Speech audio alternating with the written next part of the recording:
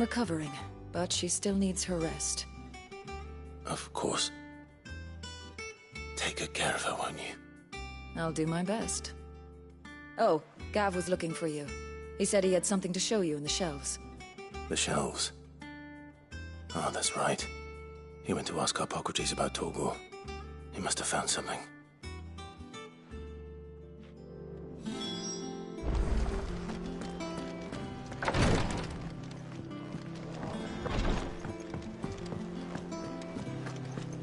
Yeah. What's everyone whispering about?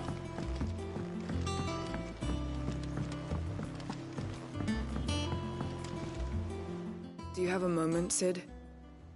A team of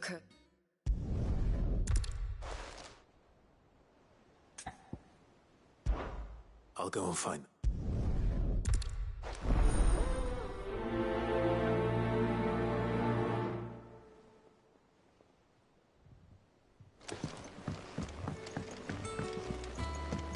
Jill looked white as a sheet when we brought her.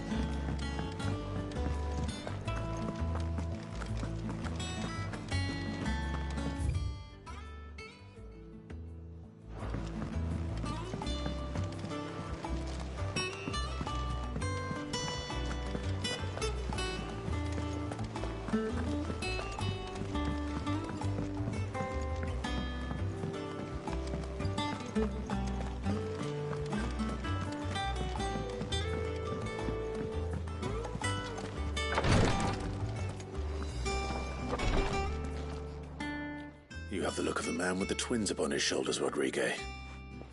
Talia,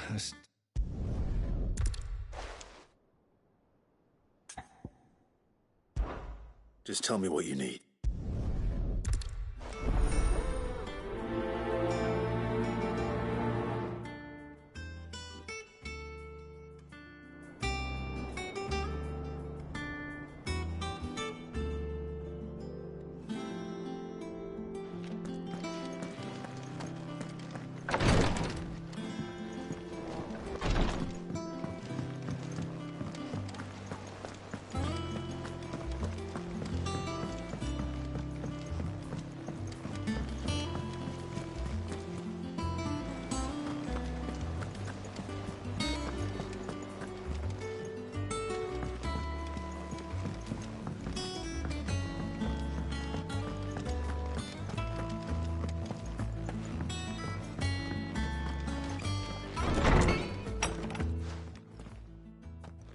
Clive, where have you been? I've been wanting to ask you something about Torgal. Where did you get him, like, in the first place? My father brought him back from one of his expeditions into the Northern Territories. They were crossing a snowfield when they heard his cries, and seeing no sign of his pack, they took him in. What do you reckon, Tomes?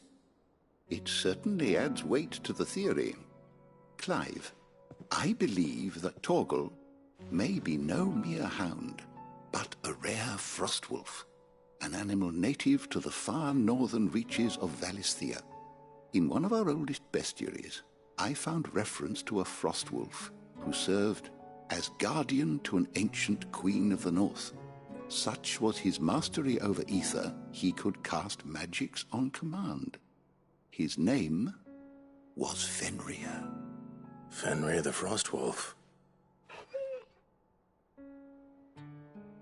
Now, the annals do not state it explicitly, but I have reason to believe this queen was a dominant of Shiva, a girl from the Northern Territories and her faithful hound. One awakens as the dominant of Shiva, and the other? You're saying that Jill granted Torgal his powers? What? Just like Fenrir. People called him my hound, but Torgal and Jill were inseparable. He grew up as a faithful companion to the dominant of Shiva, and years later, his powers awakened, just when his master needed him the most. You're right. If it weren't for Torgal blasting those bastards to Kingdom Come, Jill would have been for it. Quite.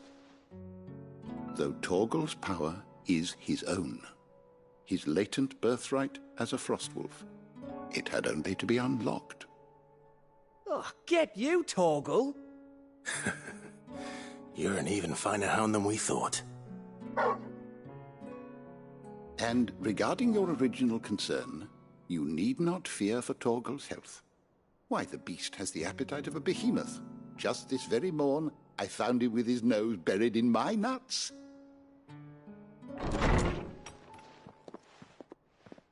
you are! I've been looking everywhere for you. Bernard's here. I need you to introduce us so we can get to work. I shan't be a moment.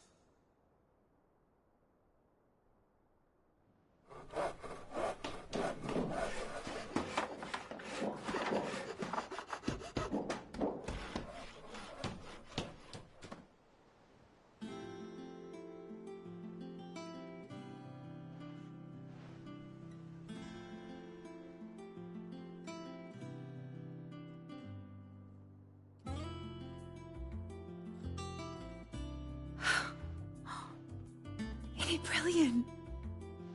It is. Well, I couldn't have done it without you. You and everyone else. But I promise I'll pay you back. I'm gonna work my fingers to the bone for you lot, starting right now. Just you wait. I'll make wonders like this world's never seen.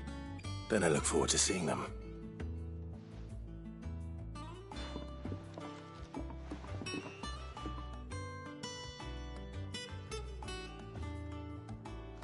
Now that that's settled, I wonder if Vivian's made any progress tracking down Kupka. Thanks from before, son. That was a good deed you did me. Thanks for letting me do this, Clive. I'll pay you back, I promise. We have everything we need to begin work in earnest. I wish Miss Middledore would I think I'll wait till Mid's away to take a tour.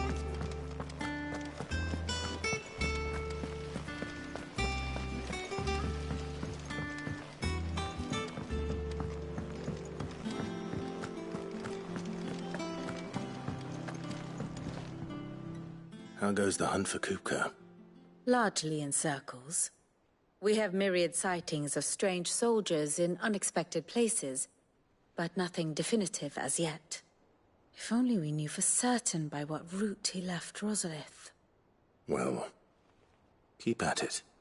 If anyone can piece this puzzle together, it's you. And I'm willing to wait as long as it takes.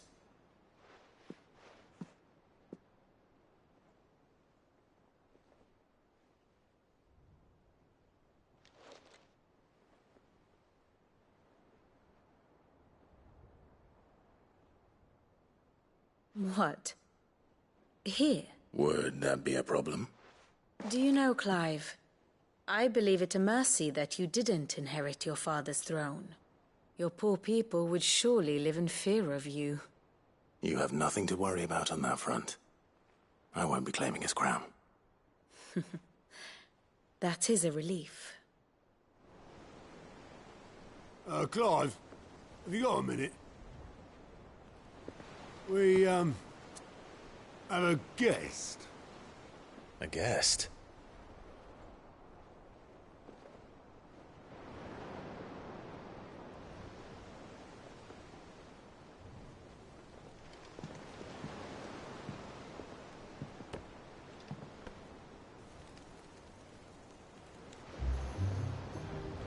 For your trouble. It was a pleasure, in hindsight. Uncle Byron? Clive, my boy! Tap a cask and stoke the ovens, for your favourite uncle is here!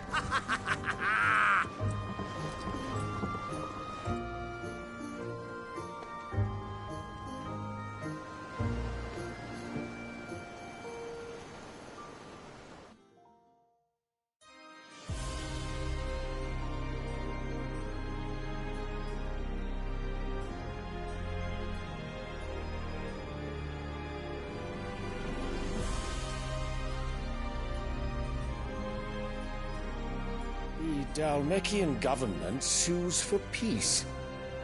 How shall we respond? If they're willing to accept their fault in the matter, I see no reason to refuse them. Still, we must insist on substantial reparations. Twinside stores are not as bottomless as reported. Aye, and we have many more mouths to feed. We shall just have to have the Dalmex empty their treasuries for us.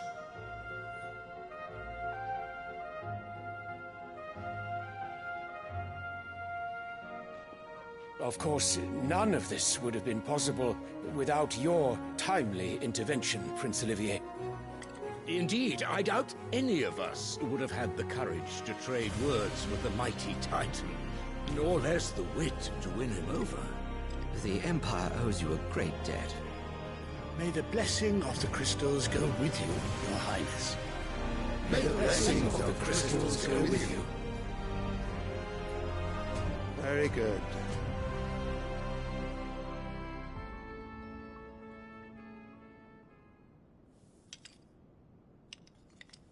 Now, let us come to the question of precisely when the Dalmex will withdraw their troops. Dion's fire could rid us of them in mere moments.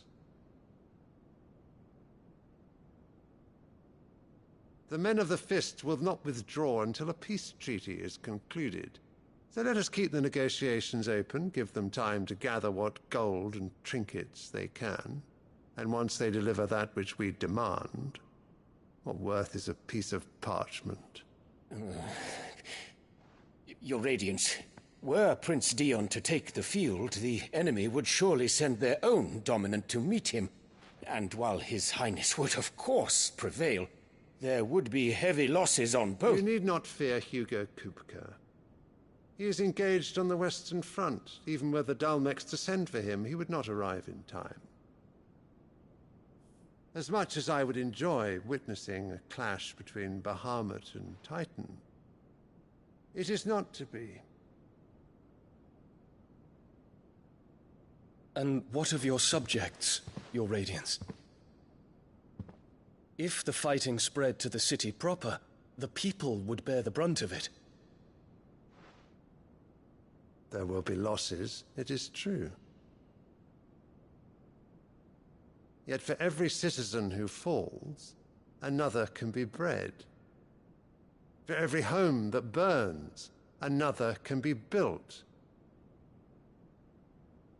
The Empire will live on.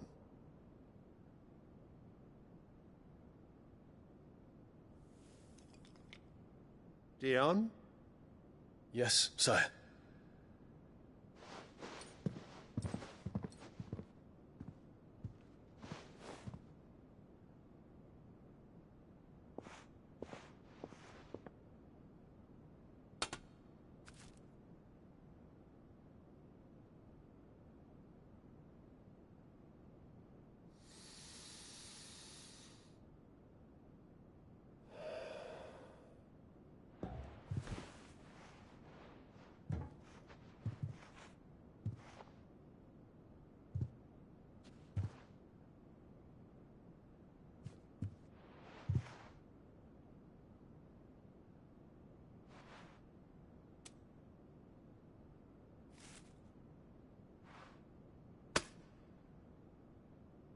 Prepare for battle. But sire... Do not make me repeat myself. Return to your camp and await my orders.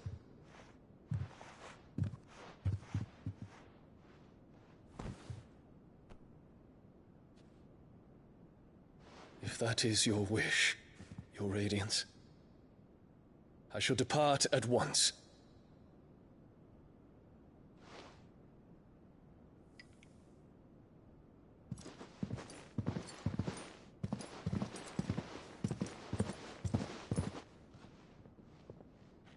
May Gregor forgive you.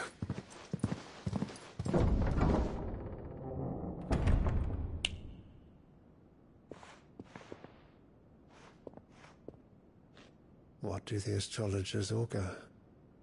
The stars are in agreement, Your Radiance. The shadow of treachery hangs over Prince Dion.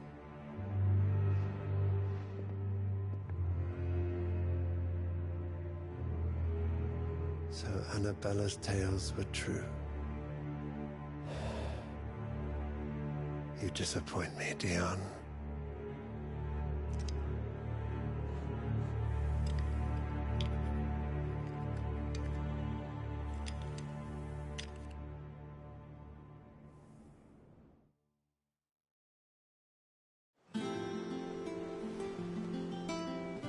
What on earth is Uncle Byron doing here? Only one way to find out.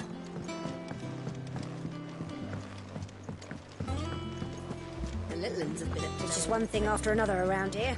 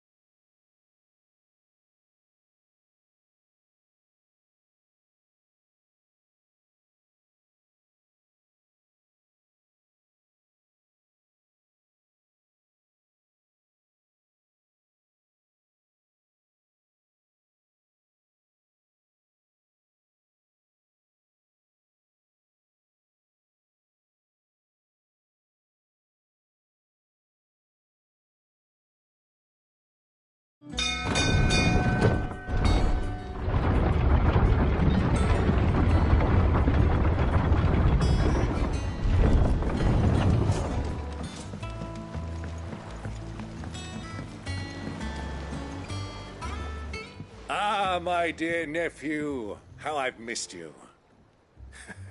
How did you find this place, Uncle? Through the good offices of young Sir Wade. He really is the most helpful fellow. As are you, I hear. The Guardians and those they freed tell the most outlandish tales of your heroics in Rosalith. Which is why I came, to learn the full truth of the matter.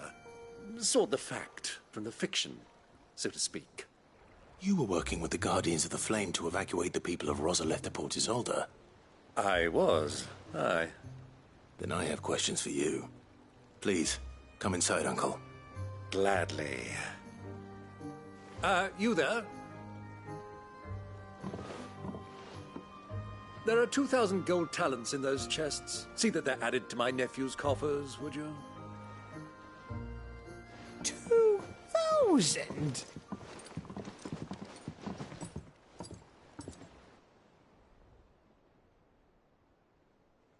And I'm afraid that is all I know. A fleet sailing south past Port Isolde. Most intriguing. Forgive me for not being able to tell you more. I hadn't the faintest idea Kupka withdrew wounded from Rosalith. Still less that my own nephew dealt the decisive blow. What do you think, Vivian? I think, with this news of the Dhalmekian fleet and recent reports of the Royalists' movements, that the final piece of the puzzle has fallen into place. Come here and I'll show you.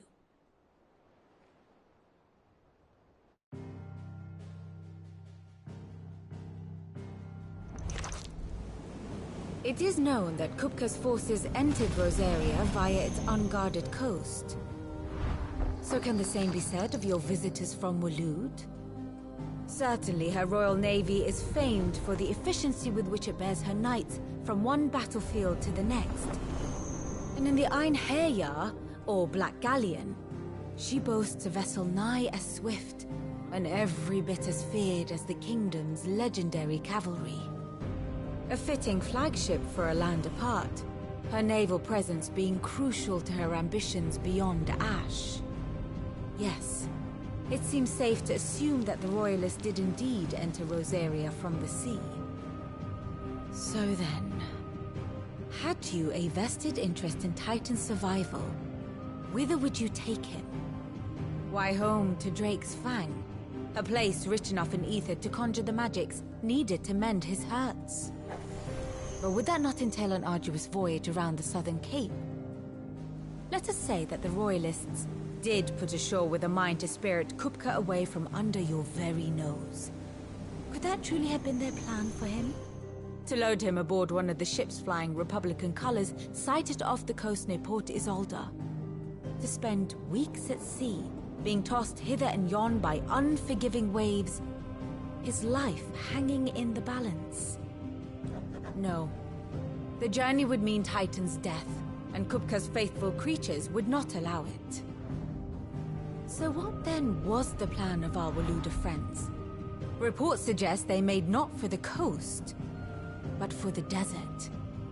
And by cutting through the Velcroy, a party traveling light would have Titan back in his bed days before a galley could lurch into port. To wit, it was the Royalists, not the Republicans, who effected Hugo Kupka's safe retreat. I would stake your life on it.